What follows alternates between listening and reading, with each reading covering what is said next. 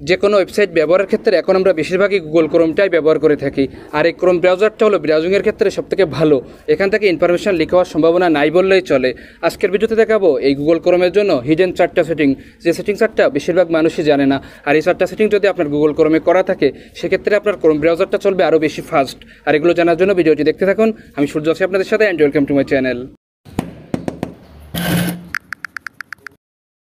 Welcome back. Setting number 1, আমরা অনেকে dark মোডটা পছন্দ করে থাকি। এর জন্য আমরা ক্রোম ব্রাউজারে ডার্ক মোডটা অন করে রাখি, কিন্তু যখন আমরা কোনো ওয়েবসাইট ক্রোম ব্রাউজারে ব্রাউজ করি তখন কিন্তু সেখানে লাইট মোডটাই চলে আসে, অর্থাৎ ডার্ক মোডটি আর থাকে না। আপনি চাইলেই ক্রোম ব্রাউজারের প্রফিসারটাই ডার্ক মোড করতে পারেন। আর এটি করার জন্য যাবেন আপনার ক্রোম ব্রাউজারে, সেখানে যাওয়ার পর যে সার্চ অপশানটি আছে সেখানে টাইপ করবেন chrome://flux, তারপর সার্চ দিবেন। সার্চ দিলে আপনার সামনে এই ইন্টারফেসটি আসবে। এখানে উপরে যে সার্চ অপশানটি আছে সেখানে গিয়ে টাইপ করবেন dark mode. Dark mode type করলে আপনার সামনে এই পেজটি চলে আসবে। এখানে নিচে একটা অপশান আছে ডিফল্ট, সেখানে ট্যাপ করবেন। সেখানে ট্যাপ করলে আপনার সামনে এই পেজটি আসবে। এখানে উপরে একটা অপশান দেখতে পাবেন এনেবল, এখান থেকে আপনি ডার্ক মোডটা এনেবল করে দিবেন। দেওয়ার পর নিচে যে রিলান্স অপশানটি আছে এখান থেকে আপনি ক্রোম ব্রাউজারটাকে রিলান্স করে দিবেন। দেখুন, রিলান্সে ট্যাপ করার সাথে সাথে কিন্তু ক্রোম ব্রাউজারটা রিলান্স হয়ে গেল।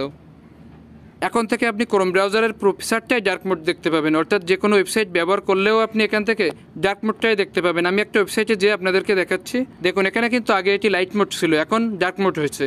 আর এই ডার্ক মোডটা কিন্তু বেশ আকর্ষণীয়, এবং এই ডার্ক মোডটা যদি আপনার ক্রোম ব্রাউজারে করা থাকে তাহলে আপনার ক্রোম ব্রাউজার থেকে আপনার ফোনের চার্জটা কিছুটা সেভ হবে। সেটিং নাম্বার 2, আর এই সেটিংটা করা থাকলে আপনি ক্রোম ব্রাউজারে যখন কোনো ওয়েবসাইট ব্রাউজ করবেন তখন খুব স্পিডে স্ক্রলিং করতে পারবেন।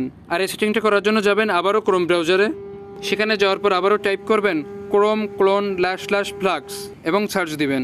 সার্চ দিলে আবারও আপনার সামনে এই ইন্টারফেসটি আসবে। এখানে একটা বিষয় বলে রাখি, প্রতিটা সেটিং করে রিলান্স করার পর দ্বিতীয় সেটিংটা করার জন্য কিন্তু আপনাকে ক্রোম ব্রাউজারের আরেকটা নিউ ট্যাব নিতে হবে, নিয়ে সেখানে নতুন করে টাইপ করতে হবে chrome://flux।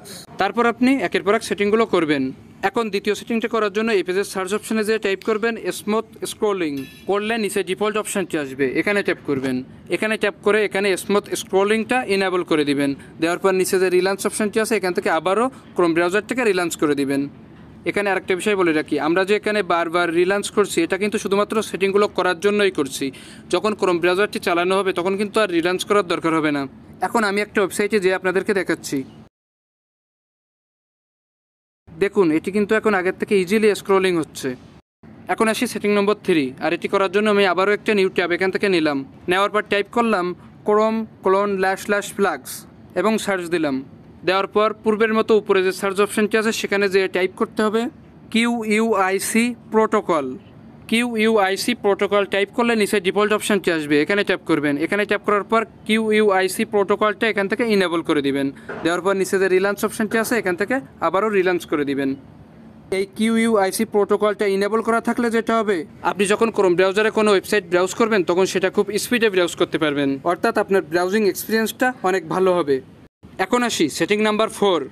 4 নম্বর সেটিংটা শুরু করার আগে বলে রাখি, আমার এই চ্যানেলে আপনি পাবেন এ ধরনের ইনফরমেটিভ ভিডিও। এই জন্য আপনি যদি আমার চ্যানেলে প্রথম হয়ে থাকেন তাহলে নিচে থাকা সাবস্ক্রাইব বাটনে ক্লিক করে সাবস্ক্রাইব করে পাশে থাকা বেল বাটনটি অল করে দিন, তাহলে আমার পরবর্তী ভিডিও নোটিফিকেশনগুলো আপনি খুঁজে পাবেন ইজিলি। আর থ্যাংক ইউ সো মাচ যদি ইতিমধ্যে সাবস্ক্রাইব করে থাকেন। আর এই 4 নম্বর সেটিংটা করার জন্য আবারও আমি একটা এখান থেকে নিউ ট্যাব নিয়ে নিলাম। নেওয়ার পর এখানে টাইপ করলাম chrome://flux এবং সার্চ দিলাম। দিলে আবারও এই পেজটি চলে আসবে। এখানে উপরে যে সার্চ অপশানটি আছে সেখানে টাইপ করবেন প্যারালাল ডাউনলোডিং, টাইপ করলে আবারও নিচে ডিফল্ট অপশানটি আসবে।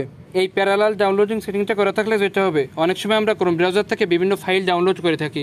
এই ক্ষেত্রে একসাথে অনেকগুলো ফাইল আমরা ডাউনলোড করতে পারি না, কিন্তু এই সেটিংটা যদি করা থাকে তাহলে আপনি একসাথে অনেকগুলো ফাইল ডাউনলোড করতে পারবেন। আর এই প্যারালাল ডাউনলোডিং টাইপ করার পর নিচে ডিফল্ট অপশানটি আসবে, এখানে ট্যাপ করবেন।